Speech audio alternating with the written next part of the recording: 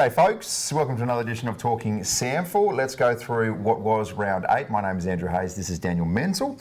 Men's, geez, some really interesting results and some absolute crackers in this round.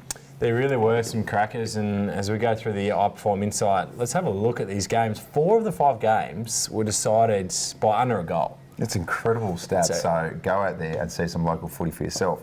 Can we start with this one? This was always going to be a really big matchup.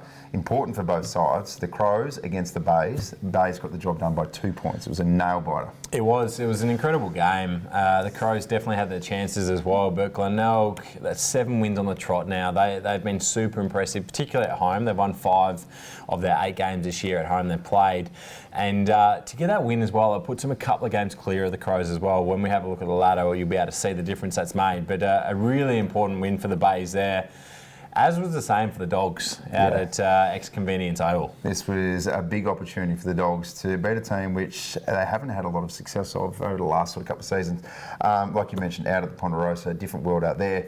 We'll talk about this a little bit later on because it was almost a very different finish. It was. It definitely could have been a different result, and we will get into that, as this game could have as well. Sturt just got over West Adelaide, 8-15-63 to 9-5-59.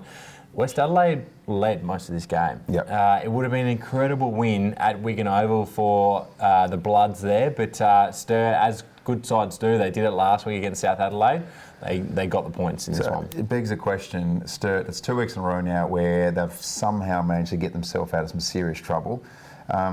I don't think they'll be able to play badly and scrape over the line against the Bays. No, they've obviously won the 8 games this year and they've played some really good footy throughout that, but their previous 2 or 3 weeks hasn't been their best footy, so they'll need to show a bit more to be able to beat the Bays this weekend. Do you want me to talk about this one?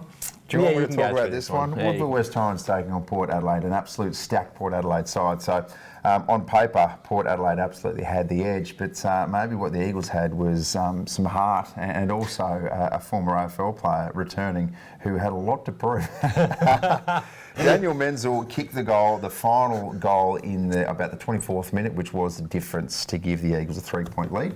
3 goals for you. Welcome back to League Footy and a good result. Thanks, Hazy. It was a great result to get the win, as you said, against a really stacked Port Adelaide team, and to be able to come out and contribute. They had some AFL players back. I got to run around and have Tom Jonas play on me my first game back, which was great. And I guess to kick the winner, I've been working on my goal kicking technique the last few weeks in particular, so it's nice that the work paid off, and it's a huge win in the scheme of things as well. Oh, I thought that was just hilarious. You come back and Tom Jonas has a stick in the sample when he goes straight to you.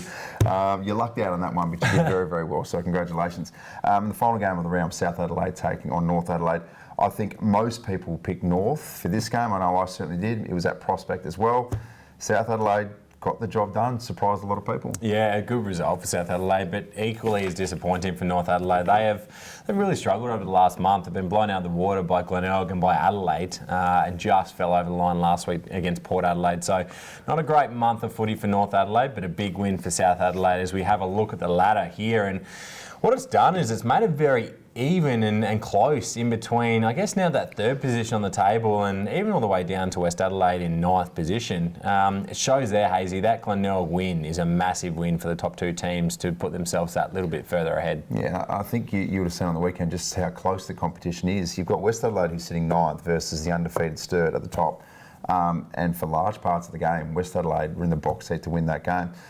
Very, very interesting. I think the biggest pin up in the ladder right now is what can happen over the course of a couple of weeks, because where the Eagles were a few weeks ago versus where you are now, which is right in the mix, a couple of weeks in the sample can make a hell of a difference. It really can, and sometimes people get carried away with how teams are going, but you don't necessarily factor in how many games they've played at home or who they've played against. And we've seen that over the last few weeks, that the Eagles, a really tough start to the season, have now had a better run and have strung together some really good wins.